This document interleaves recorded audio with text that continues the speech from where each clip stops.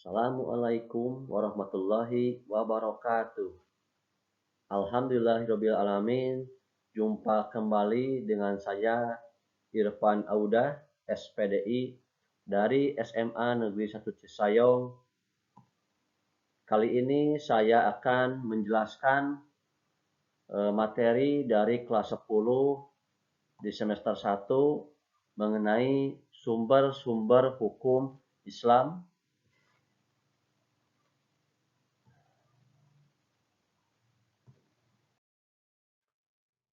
Pengertian dari sumber hukum Islam adalah asal ataupun tempat pengambilan hukum Islam. Juga bisa berarti disebut dengan dasar hukum atau dalil hukum.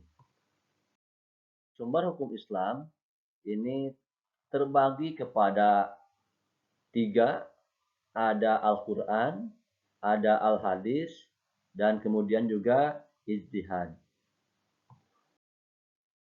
Nah, dari bagian tersebut, apa yang menjadi sumber hukum Islam yang utama? Yakinkah Anda dengan kebenaran isi kandungannya? Apa yang menjadi bukti keyakinan Anda? Baik, kita akan bahas. Yang pertama adalah Al-Quran sebagai sumber hukum yang utama atau yang pertama. Pengertian Al-Quran, Al-Quran adalah kitab Allah yang diturunkan kepada Nabi Muhammad SAW dengan perantaraan malaikat Jibril, diawali surat Al-Fatihah dan diakhiri surat An-Nas. Membacanya bernilai ibadah dan akan mendapatkan rahmat Allah. Kemudian juga di dalam Al-Quran ini berisi 30 juz, 114 surat, dan 6.236 ayat. Pendapat ini disampaikan oleh Abu Amr Az-Zani dalam kitab Al-Bayan, Tafsir Ibnu Katsir, halaman 98.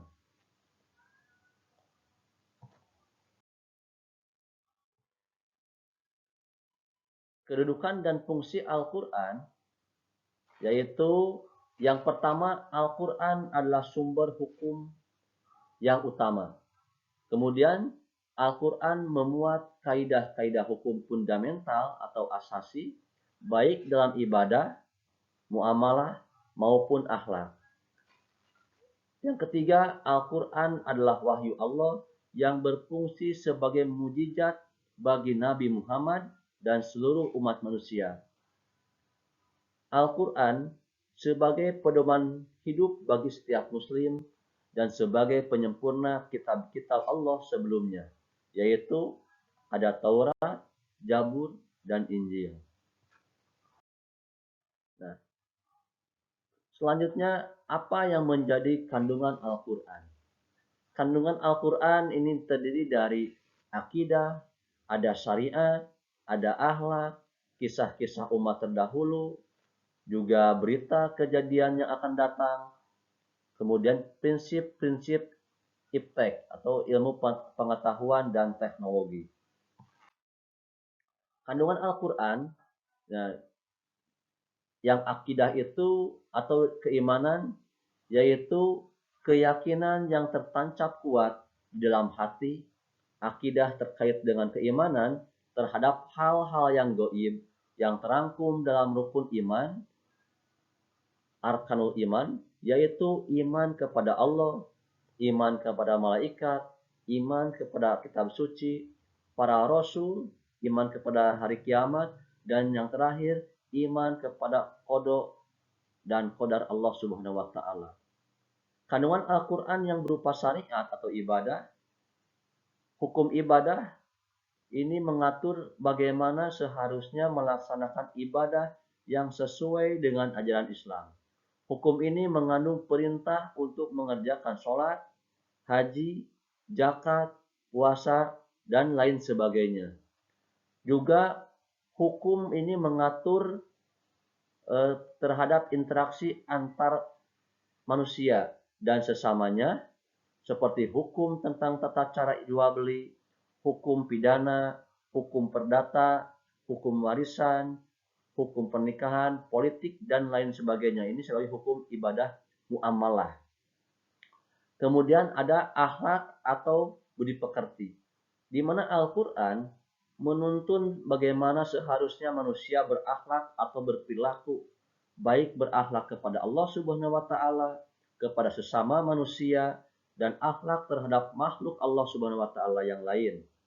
Pendeknya, berakhlak adalah tuntunan dalam hubungan antara manusia dengan Allah Subhanahu wa Ta'ala, hubungan antara manusia dan manusia, hablum minannas, dan hubungan manusia dengan alam semesta. Hukum ini tercermin dalam konsep perbuatan manusia, yaitu yang tampak, mulai dari gerakan mulut, ucapan, tangan, dan kaki. Kemudian selanjutnya,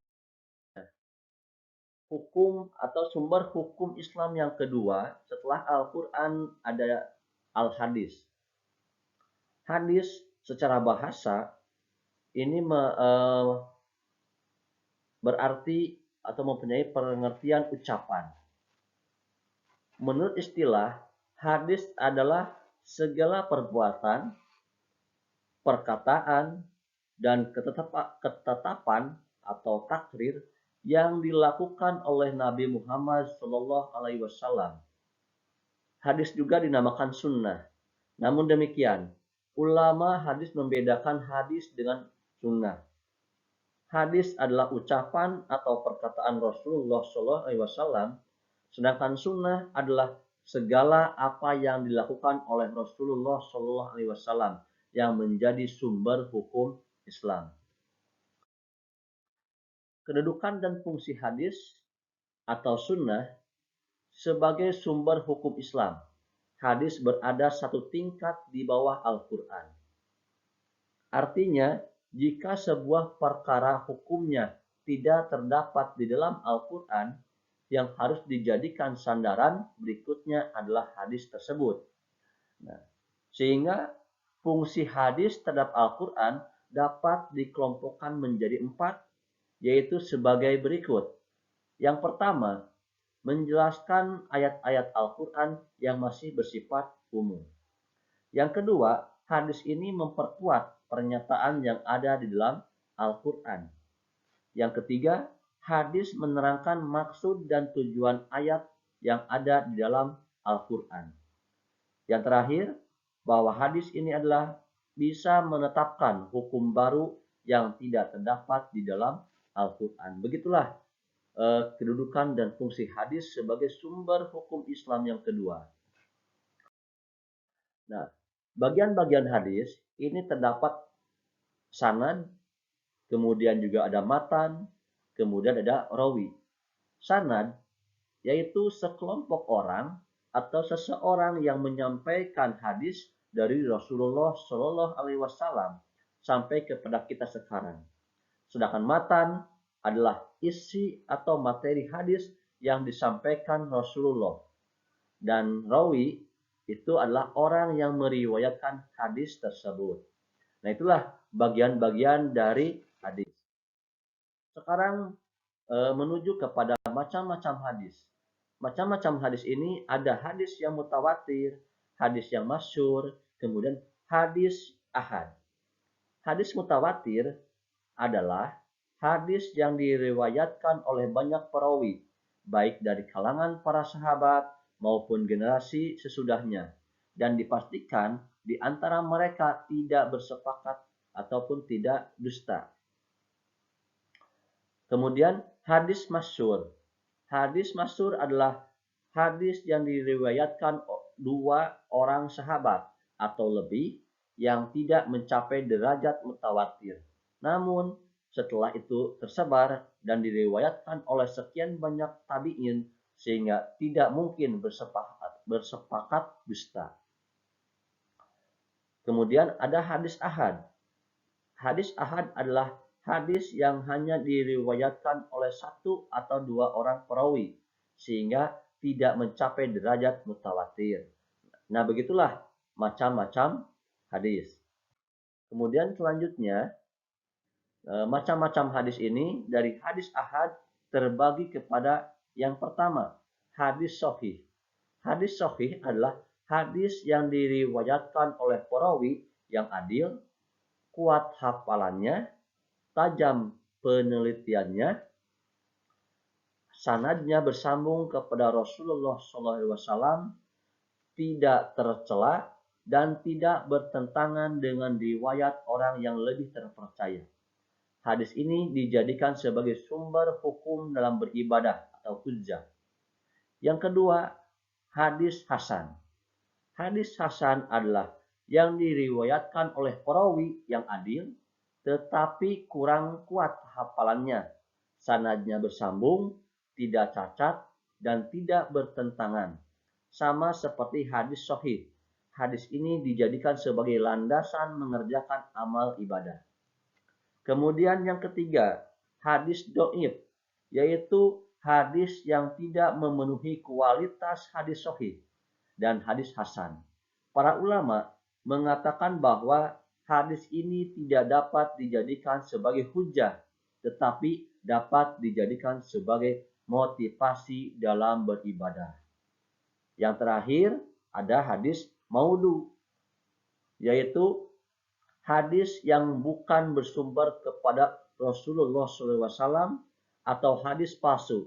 Dikatakan hadis padahal sama sekali bukan hadis. Hadis ini jelas tidak dapat dijadikan landasan hukum. Hadis ini tertolak. Nah, itu adalah macam-macam hadis dari bagian hadis ahad.